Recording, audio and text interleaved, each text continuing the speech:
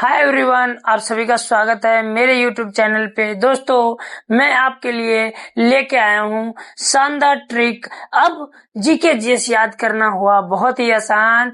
ध्यान से देखिएगा किस प्रकार मैं आपके लिए एक शानदार ट्रिक लाया हूँ जिससे आप भक्ति काल के कवि को बड़े ही बेहतरीन ट्रिक से याद कर सकते हैं, ताकि वो कभी आप भूले नहीं।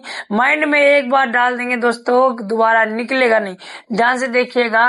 ये कहते हैं क्या, भक्ति काल के कवि, भक्ति काल के कवि, ऐसे कवि जो भक्ति काल में रहा करते थे और भक्तियों में लीन रहा करते थे। ध्यान से देखिएगा, कहता है क्या, वो ट्रिक क्या है।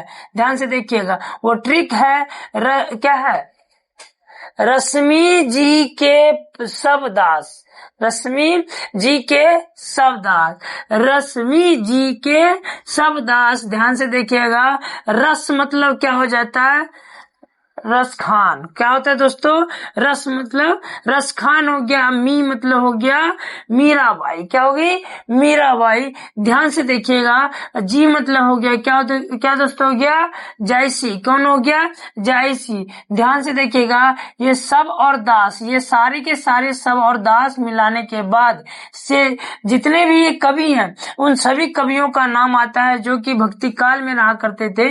ध्यान से देखिए, फिर से बोलते हैं सब दास, यानी कि सब दास में सब आ गए। कौन कौन से आ गए कवि, ध्यान से देखिएगा, ये वो कवि हैं जो भक्ति काल में रहा करते थे। ध्यान से सुनिए, कहते हैं क्या, सूरदास, तुलसीदास, कबीरदास, रहीमदास, सुंदरदास और रैदास और नरोत्तम दास और क्या है, नंददास। ये ऐसे कवि हैं जो कि भक्ति काल में अपने भगवान पे विश्वास रखते थे और भक्ति में लीन रहा करते थे और साथ ही साथ आम व्यक्तियों को भक्तियों के बारे में बेहतरीन से बेहतरीन ज्ञान दिया करते थे।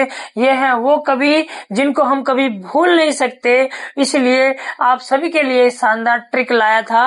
और ये कैसा लगा ट्रिक, आपको कैसा लगा, अपने दोस्तों के साथ शेयर कीजिए और क्या, इस ट्रिक को याद कीजिए और अपने पूर्वजों को कभी मत भूलिए।